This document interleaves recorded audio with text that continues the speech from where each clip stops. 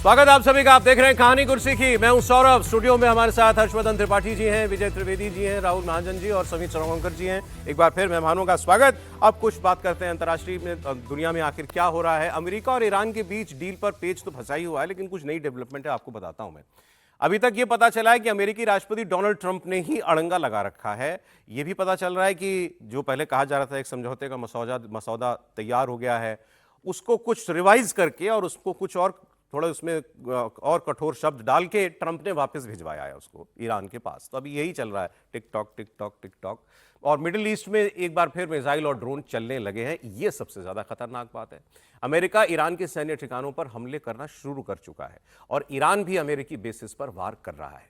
America ने straight of Hormuz में Iran के गोरूक और केश्म आइलैंड पर रडार और ड्रोन कंट्रोल साइट्स को निशाना बनाया है और अमेरिकी सेंट्रल कमांड ने दावा किया है कि उसने ईरान के एयर डिफेंस सिस्टम, एक ग्राउंड कंट्रोल स्टेशन और 2 ड्रोन्स तबाह कर दिए।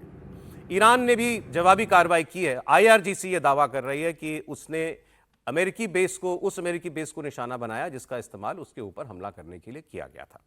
ईरानी सेना ने कल अमेरिकी MQ-1 ड्रोन को भी मार गिराने का दावा किया था। हालांकि ईरान ने यह नहीं बताया है कि उसने अमेरिका के किस बेस पर हमला किया, लेकिन उसने मिसाइल अटैक का वीडियो जरूर जारी किया है। आज कुवैत में ईरानी अटैक को लेकर सायरन बजते भी सुनाई दिए हैं। और ट्रंप ने क्या नई बात की है? ट्रंप ने एक इंटरव्यू में यह बोला कि ये नॉन निगोशिएबल है। ये अच्छा उस सायरन कुवैत वाली जो है तस्वीर वो आप देखिए, सायरन बज रहे हैं। मतलब अभी दुनिया आप समझिए बस बारूद के ढेर पे बैठी हुई है। कब कुछ हो जाए कुछ कहा नहीं जा सकता। ट्रंप ने क्या नई बात बताई? उन्होंने कहा कि ईरान ने ये कमिटमेंट हमें मुझे दे दी है कि वो न्यूक्लियर बम नहीं बनाएगा। इसमें कुछ नया नहीं है। ईरान हमेशा ये कहता है कि मुझे न्यूक्लियर बम नहीं बनाना। ट्रंप ने कहा कि मैंने ईरान से कहा कि नहीं, तुम बनाओगे तो नहीं, मान लो तुम खरीद लो तो न्यूक्लियर बम, ये बोला। तो ट्रंप कह रहे हैं कि ईरान ने ये कमिटमेंट दिए कि हम कभी परचेज भी नहीं करेंगे न्यूक्लियर बम। कमाल है भाई, बात तो सही थी, बनाना नहीं है।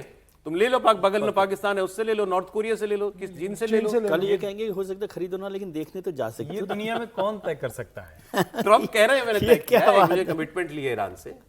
मतलब ट्रंप भी जिसको कहते हैं ना, कई चीजें। और दुनिया इतने क्योस में है, इस क्योटिक एटमॉस्फेयर में ट्रंप की हर सुबह की जो एक बात होती है, जैसे अभी तो ये लग रहा है कि सब कुछ तय ही है, अगर वो न्यूक्लियर नहीं मान गया है, इस अवस्था के बावजूद सोचिए कितना, मतलब ईरान की जो लीडरशिप है, आप उनके साथ भी तो थोड़ी सहानुभूति रखेंगे ना। उनका देश तबाह बर्बाद हो गया और वो आपके साथ टेबल पर बैठे हो, आप चाहे जो कह लीजिए, मजबूर कह लीजिए, कुछ भी कह लीजिए।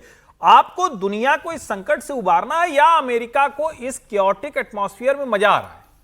क्या हम प्रसन्नता के मोड में हैं? क्या चलो दुनिया में अच्छा हो रहा है, हमारे पास ये आ रहा है, हम ये कर रहे हैं, हमारे डॉलर की ये चीजें हो जा रही, क्या इस स्थिति में ट्रंप है क्या? और जैसे अभी जो खबरें आई हैं, कल वाली तो खबरें हैं कि अब तो कोई वजह ही नहीं बची कि जिस पे हम डिस्कस करें। यानी ईरान और अमेरिका के बीच समझौते की सारी शर्तें मानी जा चुकी हैं, कोई झगड़ा ही नहीं है मोटे तौर पर तो भाई। ना होर्मुज का झगड़ा है, ना न्यूक्लियर का झगड़ा है, तो अब किस बात पर आप लड़ रहे हैं? अब ट्रंप देखिए, ट्रंप ने ईरान के साथ डील पर कैसे यू टर्न लिया। व्हाइट हाउस के सिचुएशन रूम में 2 घंटे तक उन्होंने मीटिंग की और उसके बाद ट्रंप ने अचानक अपना मन बदल दिया। उन्होंने ड्राफ्ट समझौते में कई बदलाव की मांग की, खासतौर पर ईरान के न्यूक्लियर प्रोग्राम और स्ट्रेट ऑफ हॉर्मुज से जुड़ी शर्तों को उन्होंने और ज्यादा सख्त करने की मांग की है। और ट्रंप ने ऑफिशियल से ईरान के एनरिच्ड यूरेनियम स्टॉकपाइल का ब्लूप्रिंट मांगा है। अब कैसे दे देगा ईरान ये? ट्रंप ये जानना चाहते हैं कि अमेरिका को ईरान में दबा हुआ यूरेनियम कब, कैसे और किस डेडलाइन में मिलेगा। ये भी वो कह रहे हैं सब पहले पक्का करो कि ये इसका सारा न्यूक्लियर मटेरियल कैसे आएगा। और वो दब गया क्योंकि इन्होंने बम मारे हैं वहां जाकर के। और स्ट्रेट ऑफ हॉर्मुज को लेकर के भी इन्होंने जो समझौते का ड्राफ्ट है उसकी भाषा बदलने को कहा है। ट्रंप चाहते हैं कि हॉर्मुज पूरी तरह खुले, जहाजों की आवाजाही पर कोई टोल ना लगे और स्ट्रेट ऑफ हॉर्मुज बिल्कुल किसी के भी कंट्रोल से फ्री हो। यह बात ठीक है, यह माननी पड़ेगी। लेकिन ईरान कह रहा है अभी 60 दिन की सीज फायर करो और फिर हम बैठ के न्यूक्लियर पे बात करेंगे। और ट्रंप चाह रहे हैं कि न्यूक्लियर की सारी बात अभी समझौते में हो। यह है सर, ये पेच अटका हुआ है। अरागची साहब जो उनके विदेश मंत्री हैं, उनकी बात सुन लीजिए, इससे थोड़ा सा हौसला टूटता जरूर है। उन्होंने कहा बात हो रही है, लेकिन जो कुछ भी दुनिया में छप रहा है या कहा जा रहा है वो बिल्कुल सच नहीं है। گفتگوها و تبادل پیام به قول شما در جریان هست. تا وقتی به نتیجه مشخصی نرسه نمیشه در موردش قضاوت کرد. همه آنچه که گفته میشه الان کمان‌زنی‌هایی که صورت میگیره به نظر من پیش کن اهمیت نباید داده بشه تا وقتی که به قطعیت तो अब देखिए, एक तो इस सीज़फायर पर खतरा तो है ही, युद्ध का दूसरा राउंड कभी भी शुरू भी हो सकता है। इस बीच एक और बड़ा दावा किया जा रहा है, वो ये है कि अमेरिका के साथ तनाव के बीच ईरान के राष्ट्रपति मसूद पेजेश्कियान ने अपने पद से इस्तीफे की पेशकश की, बल्कि इस्तीफा दे दिया सुप्रीम लीडर को। पेजेश्कियान ने ईरान के सुप्रीम लीडर के दफ्तर को अपना इस्तीफा भेज दिया, यह खबर आई। और ईरान इंटरनेशनल नाम की न्यूज वेबसाइट ने दावा किया कि पेजेश्कियान ने यह इस्तीफा आईआरजीसी की मनमानी, दबाव और सरकार में उसके दखल से तंग आकर के दिया। उन्होंने कहा कि अब मेरे दफ्तर का कोई मतलब नहीं रह गया है राष्ट्रपति के ऑफिस का। हालांकि फिर आईआरजीसी चला रही है, चला रहा जी है, बहुत बिल्कुल। दबाव। और यह खबर क्यों सच है, वो इसीलिए क्योंकि ईरान ने इसको डिनाई किया।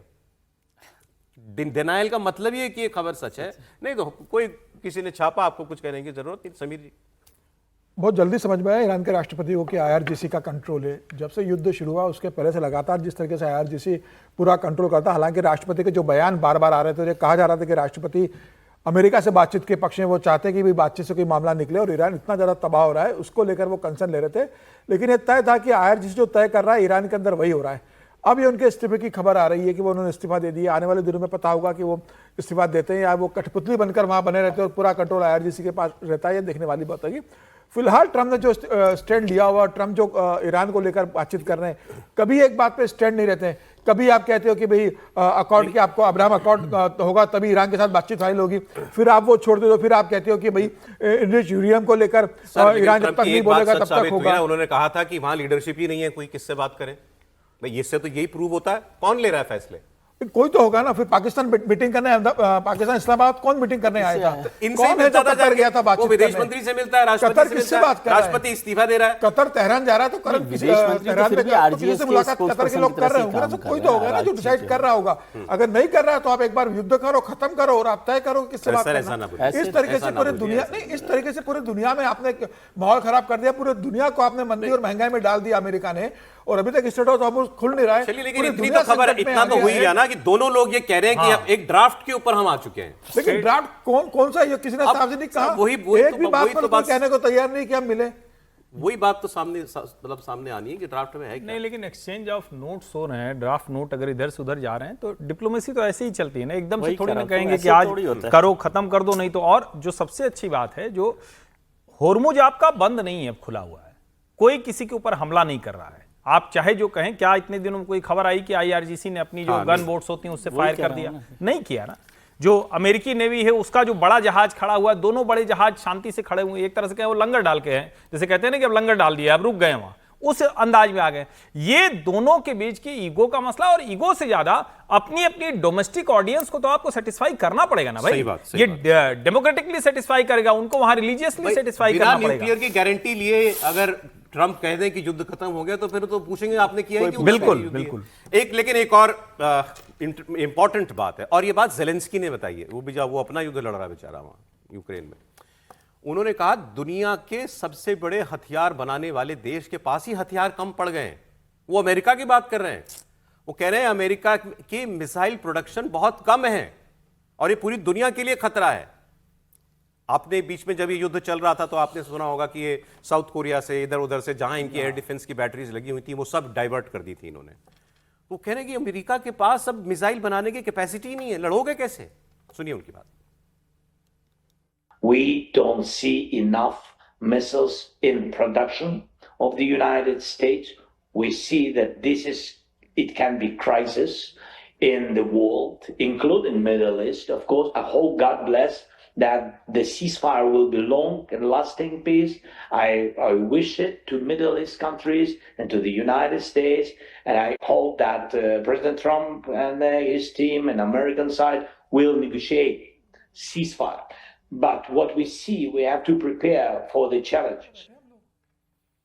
अब अमेरिका को एयर डिफेंस किस किस को देना है? उसको जितने बेस हैं उनको देना है। ये जितनी गल्फ कंट्रीज हैं लगभग सब क्या बेस है, वहां पर उसको एयर डिफेंस सिस्टम लगाना है। उसको अपने उन जो भेजे हुए हैं दो उसने बेड़े जो भेजे हुए हैं उनमें लगाना है। वॉरशिप्स इजराइल को देना है और इनको भी देना है, गरीब को जो बैठे हैं।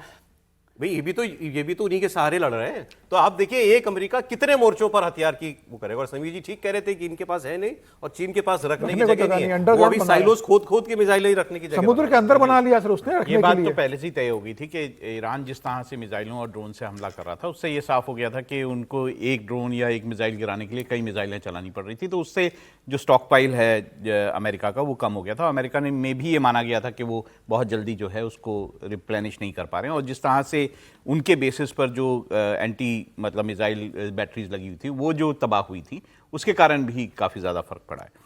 लेकिन स्टेट ऑफ हॉर्मुज सिर्फ ये नहीं है कि कोई हमला नहीं कर रहा है इसलिए। देखिए ज़्यादातर हमले इस वक्त जो हो रहे हैं अमेरिका की तरफ से भी हो रहे हैं वो स्टेट ऑफ हॉर्मुज के पास ही हो रहे हैं। और ईरान भी जो ड्रोन से अटैक कर रहा है वो भी स्टेट ऑफ हॉर्मुज के पास ही वो कह रहे हैं किसी शिप पर किसी टैंकर पर हमला नहीं हुआ। ऐसे में होता ये है कि जो इंश्योरेंस कंपनीज हैं वो इंश्योरेंस देती नहीं है टैंकर्स को। वो इस कारण से जो स्टेट ऑफ हॉर्मुज से जो आवाजाही होती है वो कम हो जाती है, बहुत रेयर हो जाती है। तो इसलिए ज्यादा संकट वो है स्टेट ऑफ हॉर्मुज का, क्योंकि वहां इंश्योरेंस नहीं मिलता है। अब पाकिस्तान में देखिए, पाकिस्तान में अब दोहरा दबाव पड़ रहा है। पहले तो ये है जो अब्राहम एकॉर्ड है, इजराइल को स्वीकार करो, उसको डिप्लोमेटिक स्टेटस दो, इसमें फंसा हुआ है वो। अब वहां पर ये भी बातें होने लगी, अब वो पाकिस्तानी भी परेशान हो गए, यार ट्रम्प हमारी इतनी तारीफ क्यों करता है, हमें नहीं चाहिए इसकी तारीफ। क्यों? क्योंकि वो मान रहे हैं, वहाँ के जो जर्नलिस्ट वगैरह हैं वो उनका मानना ये है कि हमारे देश की आबादी जो है, जनता, वो अमेरिका और इजराइल को एक मानती है, वो दोनों को दुश्मन मानती है, वो दोनों से नफरत करती है। और जिससे नफरत हो वो तुम्हारी तारीफ करे, तुम्हारे नेताओं की, my favourite field marshal, they are brilliant, they are this, they are that. तो वो कह रहे हैं कि भाई ये खुश होने की बात नहीं है, जनता में उल्टा मैसेज जा रहा है कि तुम मिले हुए हो इनसे। नेतन्याहू और ट्रंप की तारीफ से खुश होंगे क्या? कोई कहेगा भाई एक आदमी कह रहा है, एक आदमी कहने से क्या। वो एक सेंटिमेंट की बात कर रहा है हामिद मीर जो कह रहा है, और मुझे भी ऐसा लगता है कि वहां की जनता का सेंटिमेंट ये। और ये भी गजब बात है, पाकिस्तान पैदा होने से लेकर आज तक अमेरिका के पैसों पे पला है हर दौर में, और तब भी इनकी जनता नफरत उसी से करती है सर। नहीं, नफरत नहीं, दो बातें ना।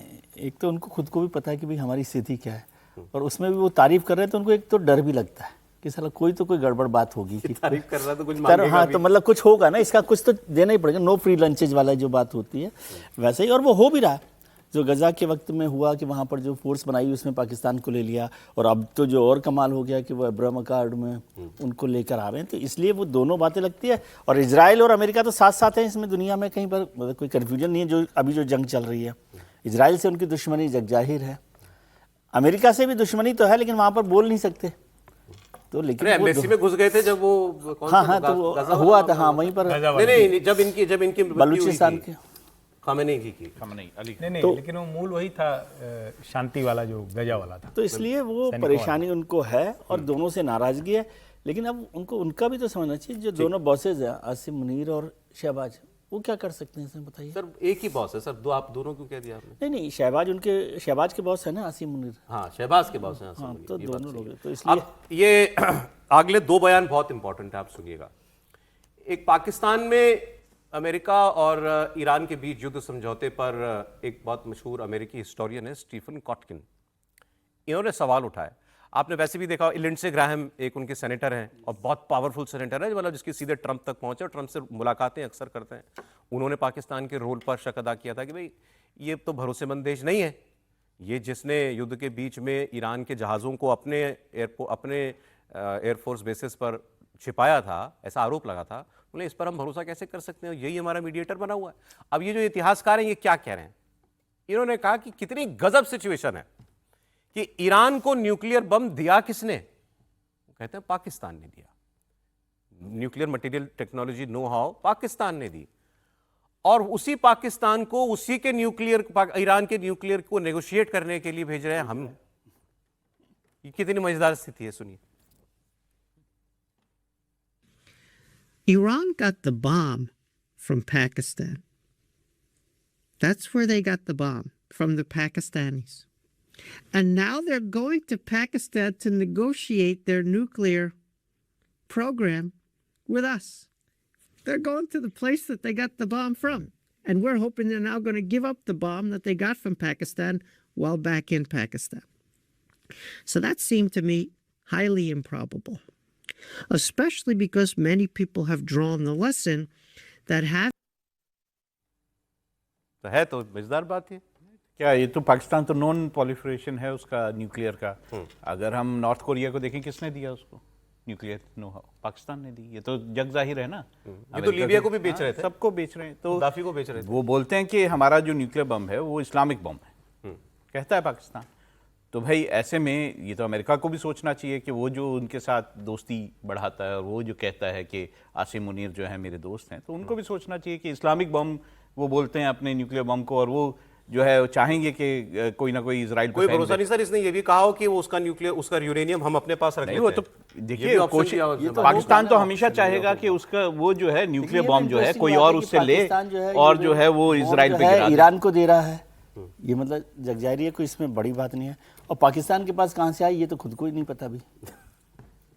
अब पाकिस्तान, अब सर आ तो गया पाकिस्तान ने कैसे बनाया, कहां से आया, वो जो चोरी और चकारी और वो जो सब है, हाँ, कहाँ से इन्होंने जर्मनी के डिजाइन तो फिर इसलिए क्या क्या किया, वो AQ खान ने कैसे किया, उसने काम तो बड़ा किया। खैर अब इंपॉर्टेंट ये है कि अमेरिका, पाकिस्तान का न्यूक्लियर बॉम्ब किसके काबू में है, इसको लेकर पहले कई थ्योरीज चलती रही हैं कि नहीं वो तो एक्चुअली बम पाकिस्तान का है ही नहीं, वो तो अमेरिका का बम है, अमेरिका के कंट्रोल में है। ये सब बातें भी ऑपरेशन सिंदूर के दौरान खूब सुनने को मिली थी कि वो किराना हिल्स में नीचे टनल बना करके रखा हुआ है, किसी ने कहा भारत ने वहाँ तो उसके नज़दीक भी हमला किया था। खैर एनीवे, अब एक CIA ऑफिसर हैं, एक्स CIA ऑफिसर जॉन किरियाको, इन्होंने कहा कि मुझे पाकिस्तानी सेना के एक बहुत सीनियर आदमी ने हाल फिलहाल में ही ये बताया है कि हमारा परमाणु हथियार, परमाणु बम, वो एक अमेरिकी जनरल के कमांड में है, कंट्रोल में है, और यही वजह है कि भारत थोड़ा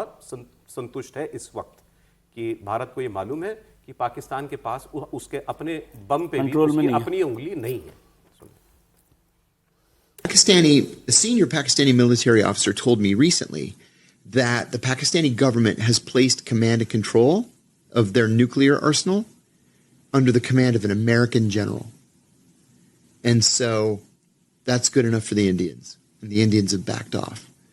So the threat that we had in 2002 of nuclear war between the two doesn't exist today. Sir Tripathi ji, मुमकिन है क्या ये? नहीं, देखिए मुझे लगता है कि जब न्यूक्लियर कंट्रोल की बात करते हैं और विशेष करके कि कहाँ किसका कंट्रोल है, तो पाकिस्तान का ही पूरा कंट्रोल है, पहले तो इसी की बात कर लेनी चाहिए। क्योंकि हम लोगों ने तो पिछले कुछ समय से, ये पहली बार थोड़ी ना है, इमरान खान ने माना क्या, अच्छा कि भाई इमरान खान ने तो अमेरिका के कहने पे नहीं, ये वाला नहीं, मैं तो कह रहा हूं वॉशिंगटन में जाके प्रेस कॉन्फ्रेंस करके माना था। और पाकिस्तान सचमुच दुनिया में क्या अमेरिका के, मतलब ये भी थोड़ा सा लोगों को सोचना चाहिए कि एक तरफ तो आपका मजहब है इस्लाम, जिसकी सारी लड़ाई क्रिश्चियनिटी से है, और जो आप कहते हैं कि हम अमेरिकी फोर्सेस से लड़ रहे हैं, जिसमें उसामा बिन लादेन वो जाकर मार देता है, वही उसामा बिन लादेन यहाँ एबटाबाद में है। न्यूक्लियर पावर वो कहते हैं कि अमेरिका के कब्जे में है, पाकिस्तान के हुक्मरान के पास उसका कुछ है नहीं। जैसे ही कुछ बदलने लगता है, कोई भी कुछ क्रिएट होने लगता है, तो अमेरिका वहां नए सिरे से अपना पिट्ठू बिठा देता है। अब पाकिस्तान के लोग तो जरा सोचें कि वो क्या कर रहे हैं, वो किसके लिए काम कर रहे हैं, मतलब कौन सा उनको वो अपने अल्लाह के लिए काम कर रहे हैं, अपने इस्लाम के लिए काम कर रहे हैं, या फिर उसके लिए काम कर रहे हैं जो इन सब पर काबिज हुआ बैठा है। ये एक बड़ा सवाल है ना। और इसीलिए मतलब ये कई बार चर्चा होती है, और दुनिया में शायद अकेला ऐसा ये मुल्क है जो कहता है कि हमने रिलीजियस बम बनाया है, और कोई नहीं कहता है। और कमाल की बात है कि रिलीजियस बम वो वहां से गवर्न होता है जो उसके खिलाफ। इस्लामिक कंट्रीज को एक साथ रखने के लिए या अपने साथ खड़ा रखने के लिए, सर इसीलिए तो ये इसकी चर्चा इसी तरह से होनी चाहिए ना, कि वो क्रिश्चियन जो स्टेट है वो इस्लामिक बम पर कब्जा करता है। इस पर तो इसी तरह से चर्चा होनी चाहिए ना, मतलब मुझे तो ऐसे ही दिखता है। आगे अब वैसे CIA के ऑफिसर्स की बातों को आप इतना सीरियसली मत लीजिए, वो नैरेटिव बनाने के मास्टर लोग हैं, कब कैसे नैरेटिव बनाना है।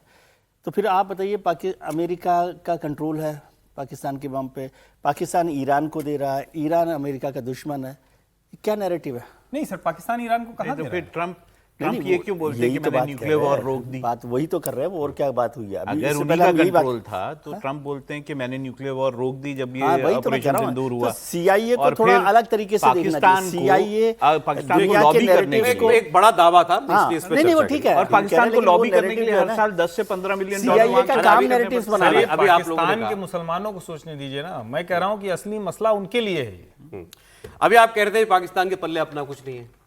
पाकिस्तान में एक कॉमेडियन है, वो एक बार इनके विदेश मंत्री भी बन गए थे, बिलावल भुट्टो।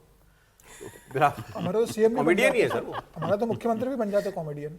नहीं, अरे वो अपने दम पे बना, जिसकी बात आप कर रहे हैं वो आदमी अपने दम पे बना।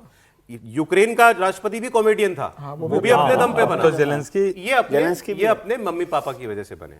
और कॉमेडी का इनके अंदर नेचुरल टैलेंट है, वो इंस्टिंक्ट है, अंदर से आता है इनके। तो वो जो है इन्होंने जोक मारा, इन्होंने कहा दुनिया में इस वक्त मेड इन इंडिया नहीं, मेड इन पाकिस्तान लेवल वाला सामान चाहिए दुनिया को, जिसके पीछे मेड इन पाकिस्तान लिखा, उस पर किसी ने अच्छी टिप्पणी की। बनाना भी तो पड़ेगा। वो लेबल भी चाइना का ही बना होगा, अगर किसी चीज पे मेड इन पाकिस्तान लिखा है तो वो लेबल भी चाइना से आया होगा। क्या सुनिए जरा बिलावल भुट्टो। इस वक्त मार्केट में जो डिमांड है वो मेड इन इंडिया के नहीं, वो मेड इन पाकिस्तान का है। और इंशाल्लाह ताला जो कराची का डिफेंस और सिक्योरिटी जोन होगा, हम ना सिर्फ पाकिस्तान की अपना जो दिफा करने के लिए, अपना सिक्योर करने के लिए जो तमाम जरूरियात है वो हम पूरा करके दिखाएंगे, मगर साथ साथ तो दुनिया का जरूरत है। पूरा मिडल ईस्ट इस वक्त अपना डिफेंस की इंपोर्ट्स को डाइवर्सिफाई करना चाहते हैं। यूरोपियन ममालिक इनको डिफेंस इंपोर्ट्स को डाइवर्सिफाई करना चाहते हैं। हर कोई ये चाहता कि मैं किसी एक मुल्क से नहीं, मैं मुख्तलिफ ममालिक से कम कीमत पे और वो भी जो बैटल टेस्टेड मटेरियल है वो खरीदना चाहते हैं। वो भी इंशाल्लाह ताला मेरा शहर कराची में ये मेड इन पाकिस्तान का डिफेंस का सामान बनेगा। ये इन्होंने वैसी बात कर दी जैसे राहुल गांधी जाते हैं कहीं, तो जैसे देवरिया में गए तो कहते हैं ये फोन इसके पीछे मेड इन देवरिया क्यों नहीं लिखा है? सर ये पाकिस्तान लिखा होना चाहिए। वो कह रहे हैं वो यूरोप को और गल्फ को हथियार नहीं चाहिए। सर पहले पाकिस्तान भी की आपने जनता को कहा- धैर्य मानना पड़ेगा सर कि इतना सुनने के बाद भी अंडे टमाटर नहीं फेंके उनके ऊपर। पाकिस्तान की जनता तो वास्तविकता जानते है कि पाकिस्तान की क्या है। मतलब एक आप वो उनको सुई नमन नहीं कर रहे बना हैं। पाता वो आदमी, कराची का राजा है ये। एक सुई नहीं ये बना कराची पाता। का- वो इस तरीके से झूठ बोल रहे हैं अंडे बिलावल टमाटर भुट्टो काफी जिस महंगे तरीके हैं से वहां पर ऐसे कैसे फेंकेंगे? पूरा झूठ बोल रहे हैं वहां पर। वो सुई नहीं बना पाता एक पाकिस्तान, और वो कह रहे हैं कि डिफेंस पे हम सर एक्सपोर्ट करेंगे। वो कराची में बोल रहा है, कराची उसका वायनाड है। नहीं ऐसा नहीं समझिए आप। वो असली चीज बहुत महंगा है, एक मार दिया तो फिर घर में भोजन नहीं बनेगा, आप समझिए इसको। अच्छा, आप जब वो कह रहे थे कि मम्मी पापा के बूते पर राजनीति कर, तो हमारा ध्यान वहां गया ही नहीं। अभी ऑब्सेस्ड हैं अभी। नहीं मतलब ऐसे लगता है ना, आप जब कहते हैं वहाँ मम्मी कौन है पापा के मम्मी पापा बूते, के तो बिना हम लोग तो भाई राजनीति घर करता है? की तो मम्मी पापा की राजनीति राजनीति करते हैं। बिलावल साहब को देखते ही अभी वो याद है, वो कुछ नदी वदी में कोई खून बहा रहे थे या क्या कर रहे थे जब सिंध का जो भारत नहीं, ने लेकिन पानी सर, रोक दिया आपकी था। एक एक बड़ा इस पे- मतलब आज बहुत दिनों बाद मैंने इनको भाषण सुना। पहले उस दिन का भाषण ध्यान है आपको जब भारत ने वो सिंध के हाँ, पानी को रोक दिया था, खून बहाने की बात खून बहा देंगे। लेकिन मैं कह रहा हूँ सर, नदियाँ आप हम सब में उसके बाद वो आपने वीडियो नहीं देखा था, धुरंधर गाने पे डांस कर रहे थे। हाँ हाँ, तो नहीं, हम सब में आप सबसे अनुभवी हैं सर। ये टेस्टेड का मतलब क्या होता है, थोड़ा सा नहीं, बताइए। मैं वही अभी चर्चा हम लोग कर रहे थे कि टेस्टर से मुझे एक किस्सा याद आया कि मतलब कोई कास्ट से मत जोड़िए, एक सज्जन जो है वो माचिस जला रहे थे और उनको जो जो जल रही थी, सीख जल रही थी, उनको अपने बॉक्स में रख रहे थे। तो उन्होंने कहा ये क्यों कर रहे हो? बोले ये टेस्टेड है ना। नहीं पर करेंगे कैसे? सारा सामान जो तो जल चीन जा से रही थी लाते वही हैं। तो टेस्टेड वही है। तो वो नहीं, टेस्टेड है, मतलब यही काम ऐसा की कर थी। सकते हैं कि चीन से सामान मंगवाएं, उसको टेस्ट करें, फिर भेजें आगे। जरा इसकी ये तो खैर चले, मैं फिर कहता हूँ कि कुछ हंसी मजाक हो जाता है पाकिस्तान के बहाने।